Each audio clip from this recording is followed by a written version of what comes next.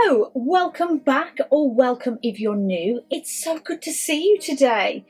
My name is Vix, if you didn't know already, and this is my channel, Goddess of Gore, where I like to talk about horror, thriller, fantasy and sci-fi books.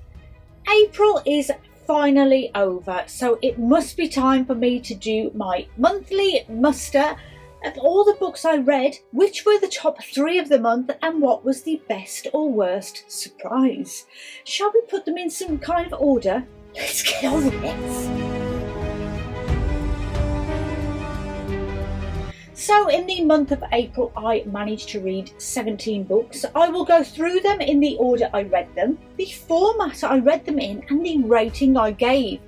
And all of the links to the weekly wrap-ups will be in the description box and in the cards above. And I will keep the reviews short and sweet, because if you want to know more about a certain book, you can always watch the relevant week's wrap-up separately. And then at the end, I will pick my top 3 of the month and the one that surprised me the most, and not always in a good way. So first of all, I would like to mention the readathon for the month, and that was the TransGirlApril readathon. It was back for a second year, and it was hosted by 2 amazing YouTubers, Sapkowsi and Books and Bow.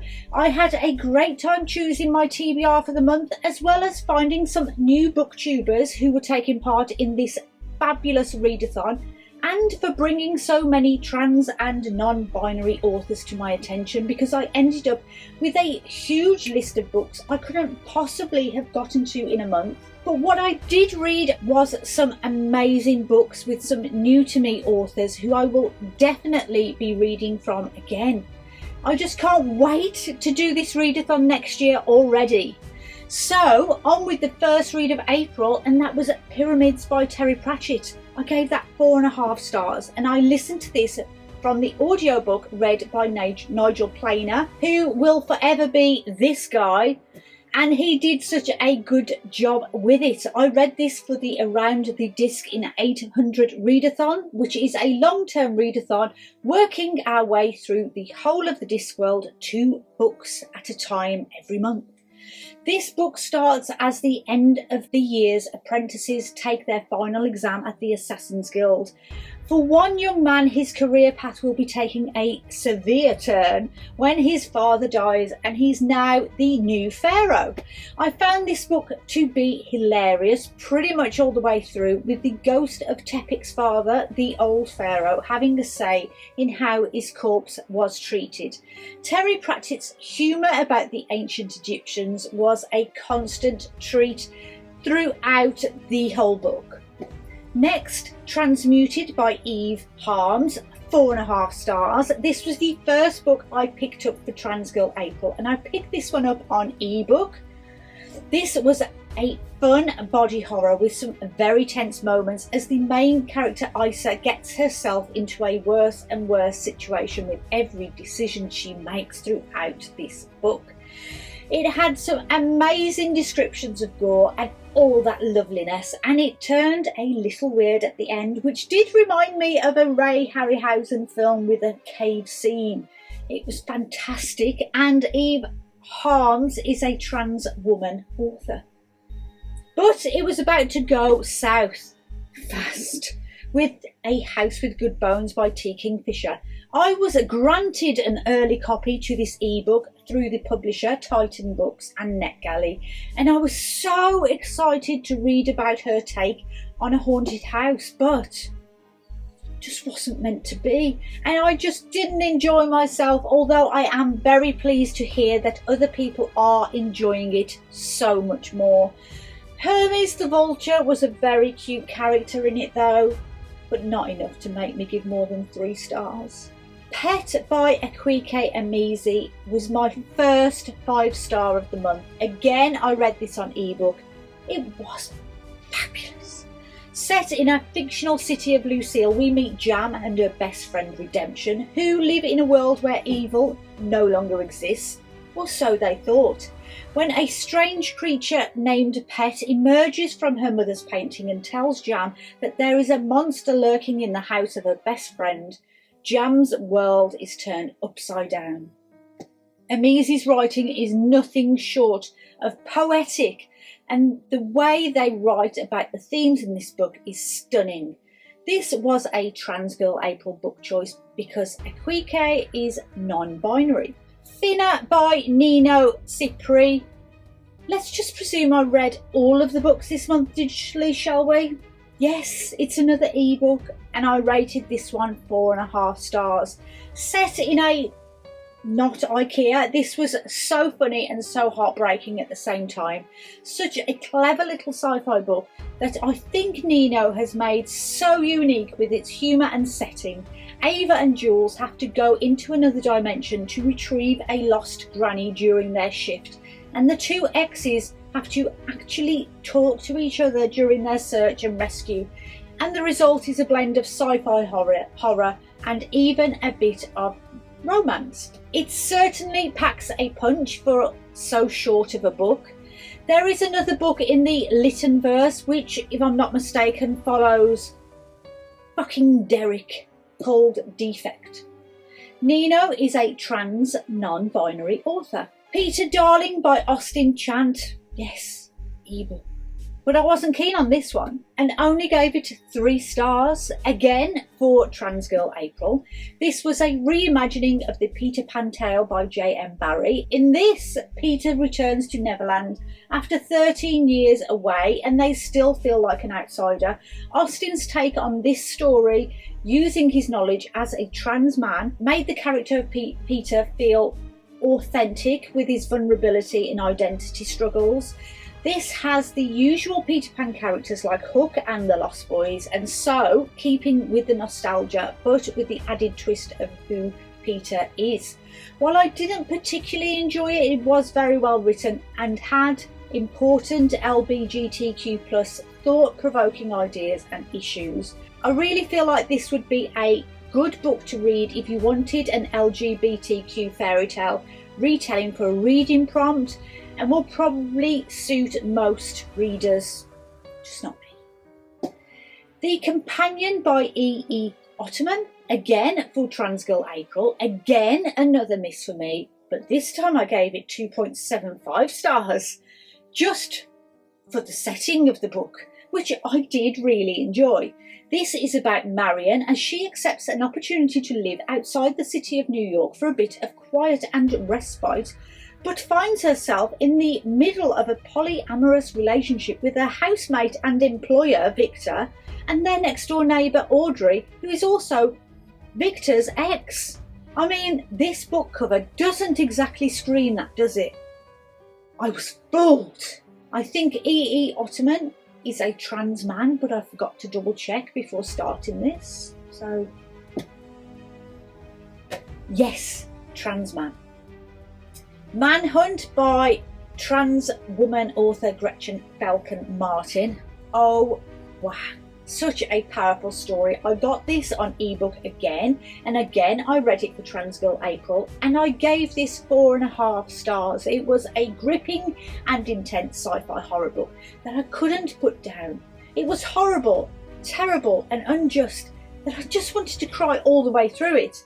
This was a fantastic read for fans of the horror genre and provides an immersive experience to a sad and terrible dystopian world run by TERFs.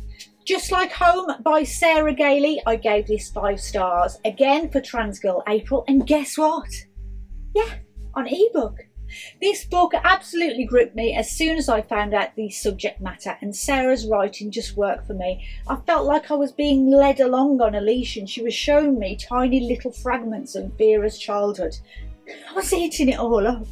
I wanted more and more, and it really set my imagination running into overdrive. So Vera gets a call from her mother to come home. She doesn't have long left to live and she needs Vera to get everything in order so she doesn't have to do it alone when the time comes that she passes away. Except there's literally 1 million other things about that storyline. Her father is a serial killer and he tortured and killed his victims right there in their basement that she's going back to. But she finds out that something has been living in the house, something that stayed and grew after Vera's dad left. Just Like Home is a triumph of a novel, seamlessly blending top-notch storytelling, a peep show style of taunting you into wanting more, with sort of haunted house themes that I just found so satisfying. Gods by Terry Pratchett. Wow, an actual paper book. This one I gave 4.5 stars, and again for Around the Disc in 800 read along and book 8 in the Discworld series. There's still time to join in if you want to, you know. I'll see if I can get an invite to the Discord and I'll put it in the description should you want to come on over. This was the usual Pratchett humorous romp of a book, managing to be both charming and absurd. A tough task.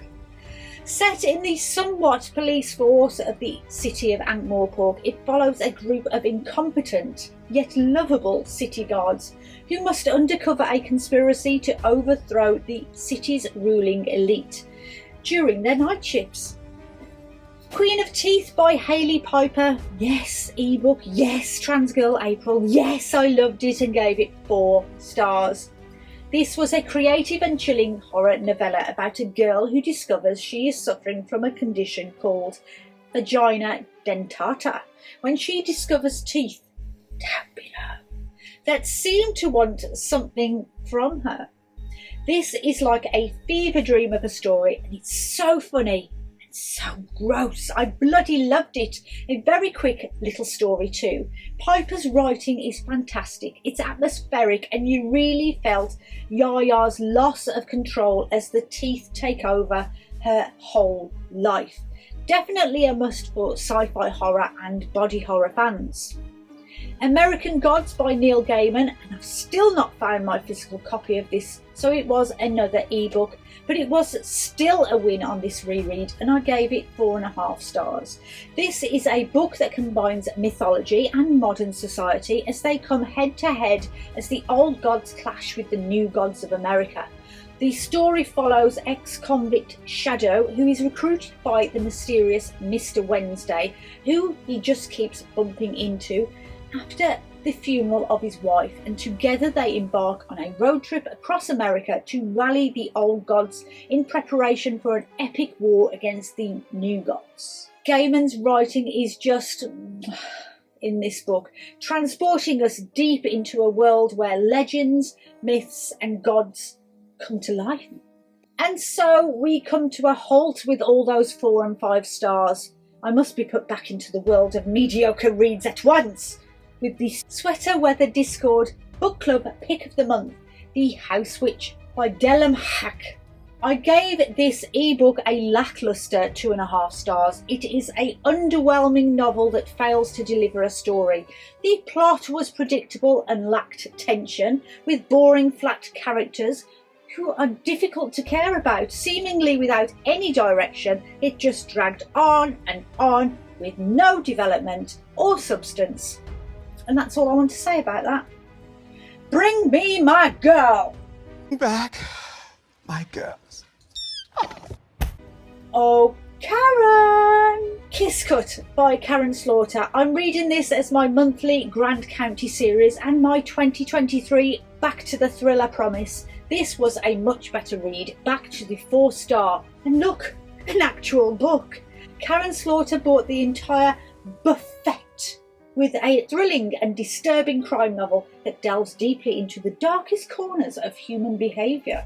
The story follows the investigation into a brutal double murder in a small town, and the trail leads the investigators to uncover a web of deceit, abuse and corruption.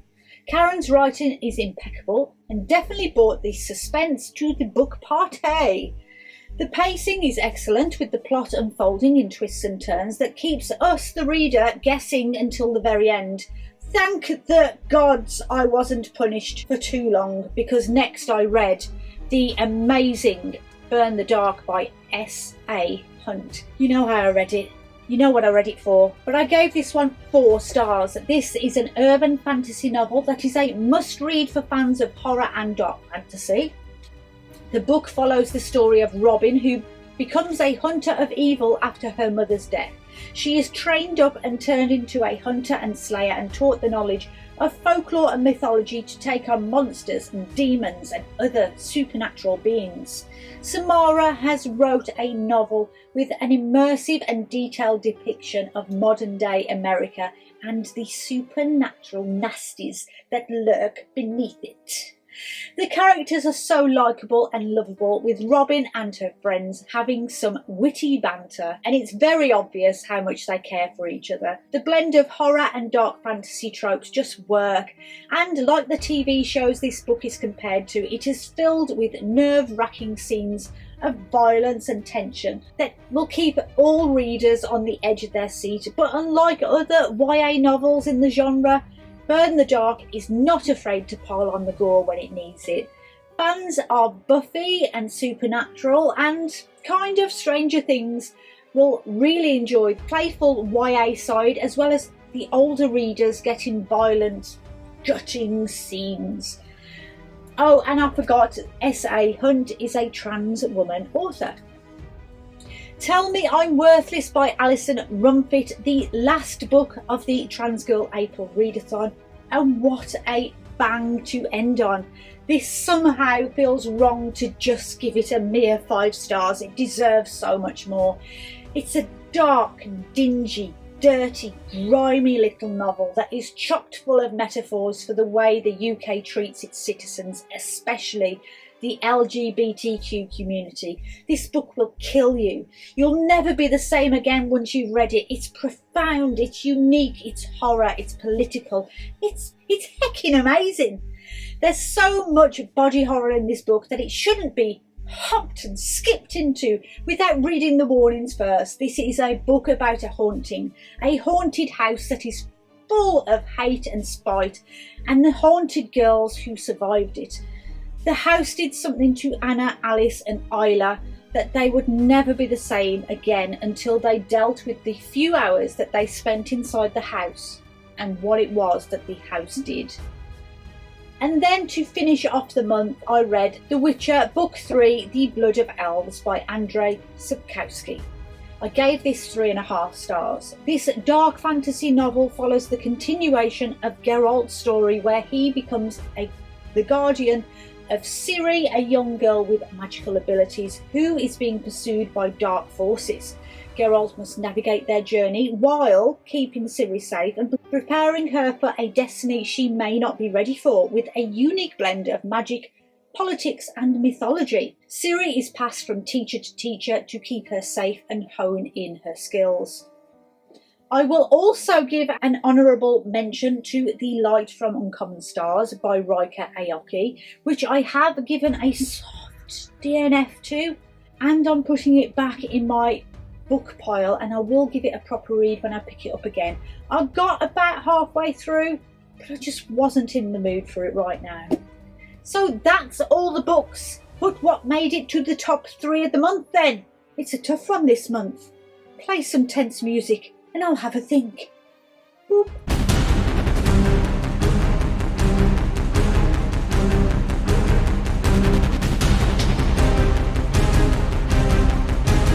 Burn the Dark.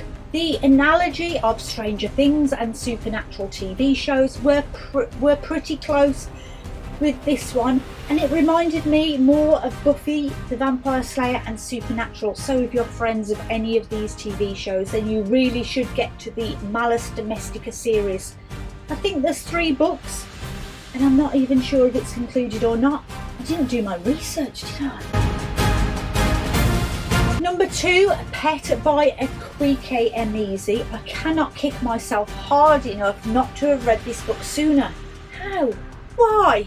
If you haven't read this book, you need to run to your library, ebook, bookshop. However, it doesn't matter. You need to get this book, throw all your plans aside for a bit and read it.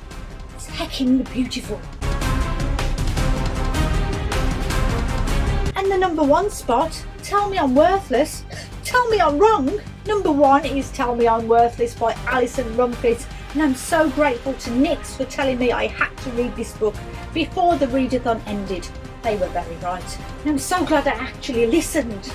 This was so good, it was outstanding, magnificent, and all the other synonyms that mean brilliant. It was not what I was expecting at all. I thought I was just getting a haunted house story. I felt like I'd been hit over the head with a shovel a few times when I'd read it.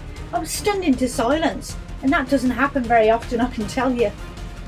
So, those were the tippity tops, the cream of the crops. But what was the biggest surprise? Just Like Home by Sarah Gailey.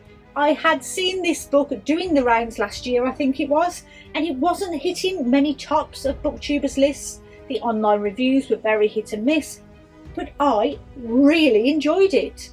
I'm so pleased that every single one of the top 3 and surprise was the TransGirlApril readathon choices. I'd never even heard of S.A. Hunt before this readathon, so I'm very pleased to have found a new to me author and found a book that I had so much fun with.